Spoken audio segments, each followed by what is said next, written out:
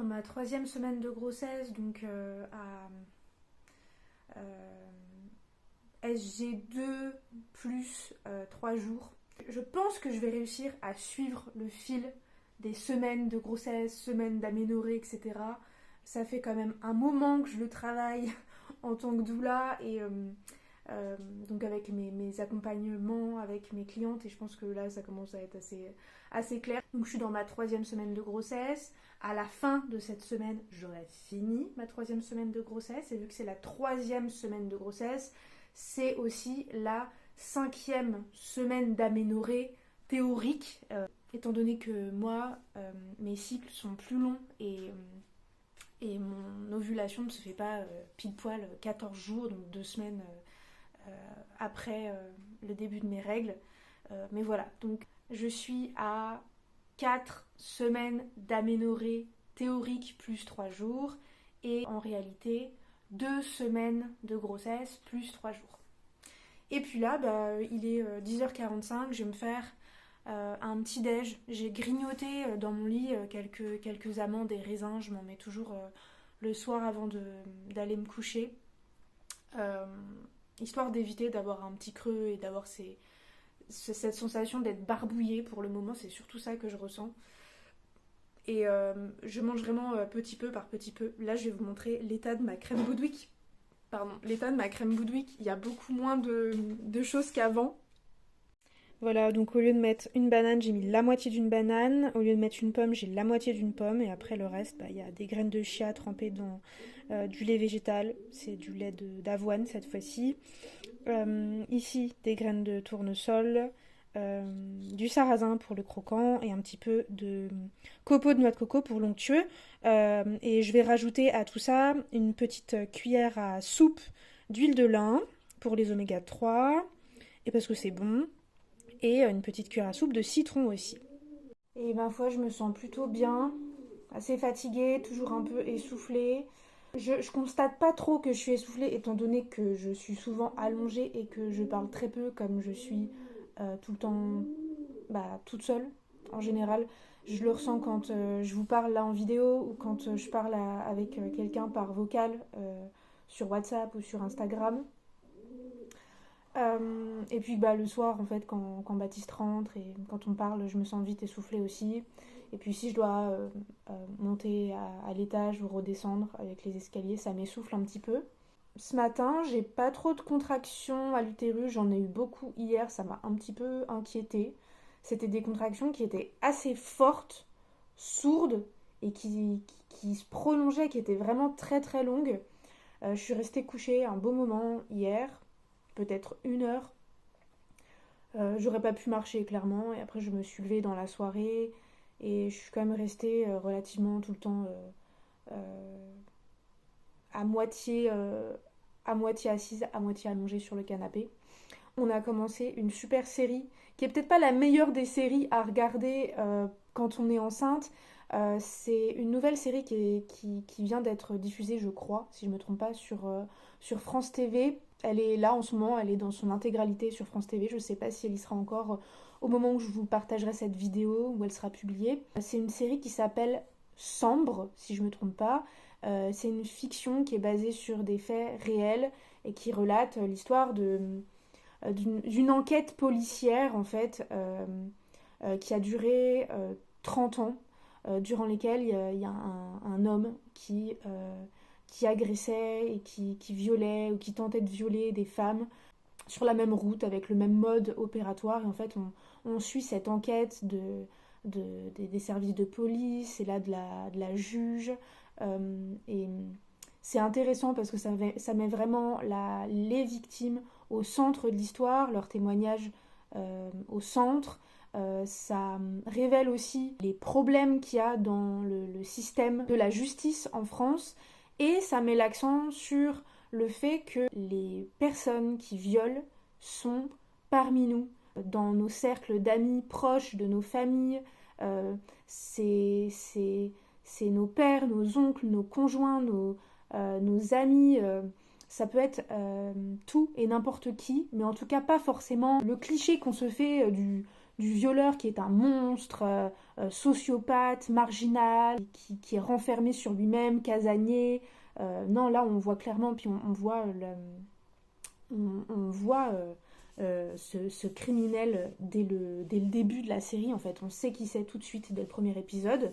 Et on le voit évoluer dans son cercle d'amis. Il est très proche des flics du village. Ils vivent tous dans un patelin où tout le monde se connaît. Il est entraîneur de foot, il fait du foot en club. Il passe vraiment pour quelqu'un. Enfin, il est un homme, tout ce qu'il y a de plus banal, en fait. Il est sociable. Il se montre gentil, généreux, il offre des opportunités à ses collègues, aux enfants qu'il entraîne au foot, etc. Il a l'air d'être une personne totalement normale et quelqu'un de bien. Et en fait, non. Bref, c'est une super série. On l'a à peine commencé, je crois qu'on a regardé... Enfin, on l'a à peine commencé. On a regardé 2-3 épisodes et je crois que c'est une mini-série de toute façon, il doit y avoir 6 épisodes. Mais c'est vraiment une série que je vous conseille. Sinon, j'ai encore une fois perdu le fil de ce que je vous disais, mais je crois que je vous parlais un petit peu de mes désagréments du tout début de grossesse, tout début de gestation. J'ai du mal avec encore le mot grossesse alors que je dois avoir un embryon dans mon utérus logé qui doit faire la taille d'une graine de chia non gonflée dans du lait, parce que là je les vois gonflées dans le lait donc elles sont encore plus grosses, mais je pense que ça fait même pas cette taille là. Mes désagréments de ce début de grossesse, de ces toutes premières semaines de grossesse. Je vous disais que je me sentais essoufflée, barbouillée, je me sens aussi congestionnée, j'ai mal au sein, ils sont en train de vraiment de gonfler de plus en plus. Congestionnée aussi un petit peu au niveau de l'utérus, par moment. Aujourd'hui ça va, bizarrement. Et j'essaie de cacher le compteur Linky avec mon épaule en même temps parce que c'est pas très glam. Mais bon, on n'a pas le choix, on est locataire. Et donc, je vous disais, il y a tout un tas de petits désagréments comme ça qui arrivent, qui sont assez désagréables, mais qui sont rassurants d'un certain point de vue. Ce matin, je me suis réveillée et je ressentais pas le moindre désagrément du monde. Hier matin non plus. Et dans ces courts laps de temps où je ne ressens rien, finalement, c'est plutôt inquiétant. Je suis là à d'un coup me dire tiens, je ressens plus rien, qu'est-ce qui se passe? C'est peut-être qu'il n'y a plus rien.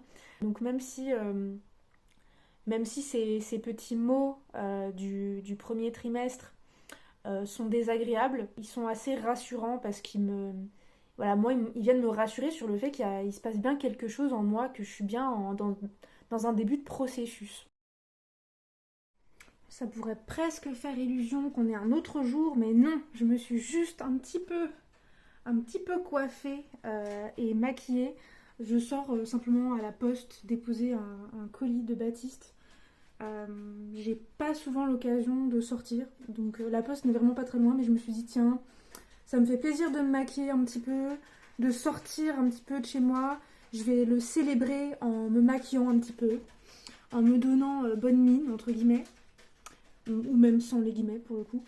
Et vu qu'il y a encore un petit peu de soleil, mes vitres sont dégueulasses, et le ciel bleu, je vais en profiter pour aller faire un micro-tour, ça me fera du bien. C'est vrai que ces derniers jours, il a fait pas beau, il fait froid de toute façon, mais il a plu en fait.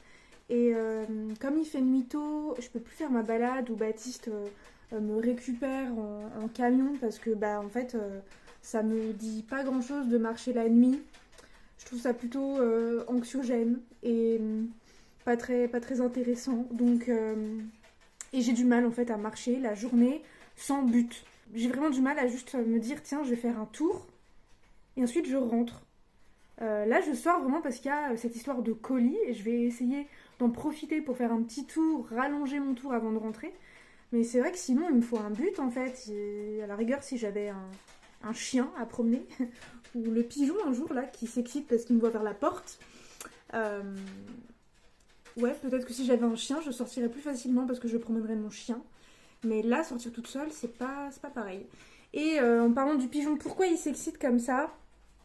Parce que d'habitude, je me dirige vers la fenêtre pour fermer les rideaux, pour pas qu'il se prenne la baie vitrée quand il sort de sa volière, pour le faire monter, voler dans la chambre. Donc là, je pense qu'il a l'impression qu'il va voler ce soir-là. Donc, alors qu'en fait, non. Donc, je vais sortir de devant la fenêtre, aller le calmer un petit coup et ensuite enfiler mes chaussures, mon manteau et aller poster ce colis.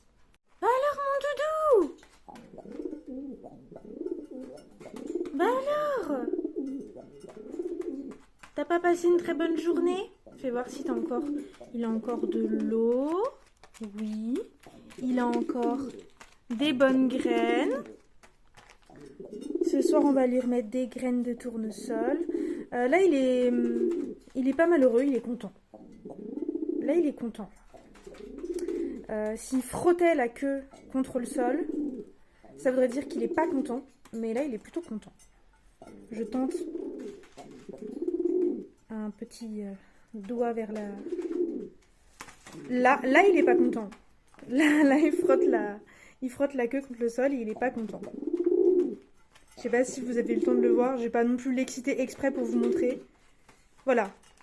Là, il aime pas. Là. Il aime pas qu'on rapproche les doigts. C'est son territoire. Et puis, PSOS. Toujours en admiration devant ce pigeon. Des fois, il se pose à côté de lui. À peu près là. Ici, là. Et il se pose ici et il parle au pigeon. Il est trop mignon. Et je suis encore jamais sortie toute seule dehors depuis que... J'allais dire depuis que je suis enceinte, mais peut-être pas. En tout cas, depuis que je sais que je suis enceinte, je suis encore jamais sortie. Où sont les chaussures? Là. Ces chaussures sont trop bien. Elles sont pas très belles. Elles sont même pas belles. Mais elles ont un intérieur moumoute. Et en fait, je les mets. Déjà, elles me tiennent chaud aux pieds. Et en plus, j'ai l'impression d'être dans des chaussons alors que je suis dehors. C'est trop agréable. Peut-être que ça vous fait cet effet-là si vous avez des chaussures type Uggs. C'est vrai que c'est pas trop mon délire de donner mon argent à Ugg. Donc, ces chaussures-là font l'affaire. C'est là qu'on va se marier avec Baptiste en janvier prochain. Et voilà le petit village de Plombières. Je vais arrêter de parler toute seule dans la rue parce que j'ai l'air d'une cinglée.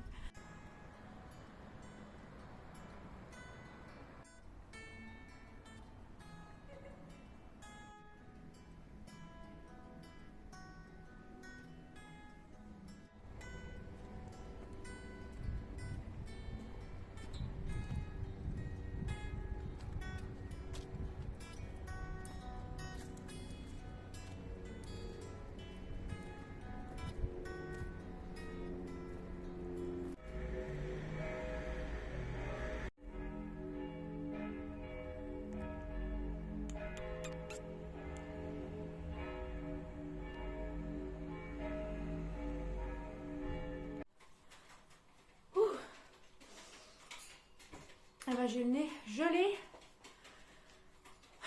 et les pieds brûlants. C'est pas plus mal. Comme on dit en médecine traditionnelle chinoise, pied chaud, utérus chaud et sous-entendu pied froid, utérus froid. Donc c'est pour dire que quand on a les pieds froids, souvent que le sang circule pas bien jusqu'en bas du corps. C'est qu'en général, l'utérus va manquer aussi de circulation sanguine et d'oxygénation. Alors, j'ai reçu du courrier. Bon. Le mag de la Côte d'Or. On verra bien. Déjà, je vois qu'il y a un poulet derrière. Donc, ça ne me plaît pas trop de recevoir de la poule massacrée dans ma boîte aux lettres. Et j'ai ici 2 colis. C'est des concours que j'ai gagnés sur Instagram. Je sais pas, dans mon malheur, à la toute fin de mon cycle, là, quand je pensais que j'étais pas enceinte, que je me sentais pas bien, très triste, dans tout mon malheur, entre gros guillemets, je dis souvent entre guillemets, c'est mon truc, c'est ma phase, ne m'en voulez pas. J'ai gagné 3 lots en tout, et à 2 concours différents. Donc j'avais gagné un bel agenda lunaire pour 2024 qui, je pense, va quand même me servir, même si c'est un agenda lunaire et cyclique. Je considère que même enceinte ou d'ailleurs même pour les personnes ménopausées, on a toujours un cycle et je compte bien me baser sur le cycle lunaire pendant toute la période de ma grossesse.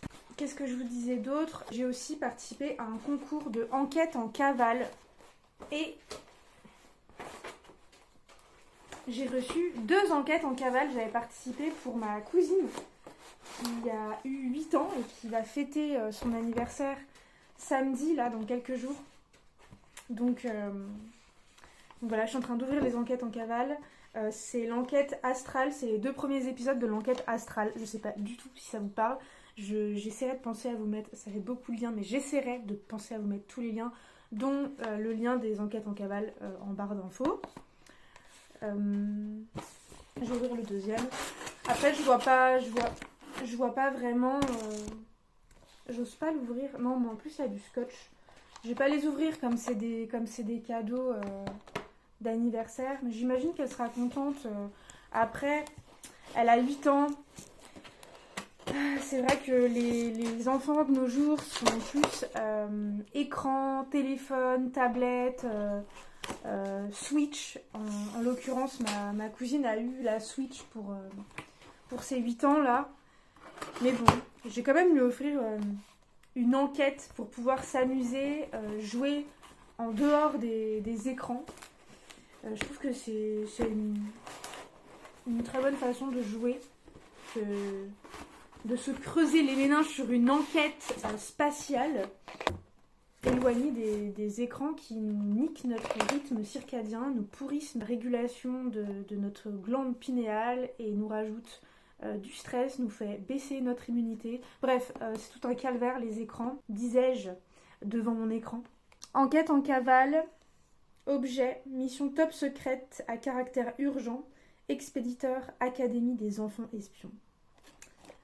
J'aurais été carrément fan, je pense, quand j'étais petite. Si j'avais eu ce genre de cadeau, je pense que j'aurais fait des enquêtes. J'aurais prévu toute une après-midi avec des copines pour faire les petites enquêtes. Ou peut-être que je me serais dit c'est de la merde. Mes copines vont me juger, elles vont trouver ça nul. Elles préfèrent écouter Laurie, Alizée et inventer des chorégraphies. Si je leur propose une enquête spatiale, elles vont se dire que c'est un jeu de garçon. Mais bref, je sais pas, je verrai si ça lui plaît ou pas. En tout cas, je viendrai pas les mains vides à son anniversaire et ça lui fera toujours un cadeau en plus à ouvrir. Je pense pas qu'elle fera la fine bouche. Enfin, c'est toujours sympa d'avoir un cadeau, peu importe ce que c'est.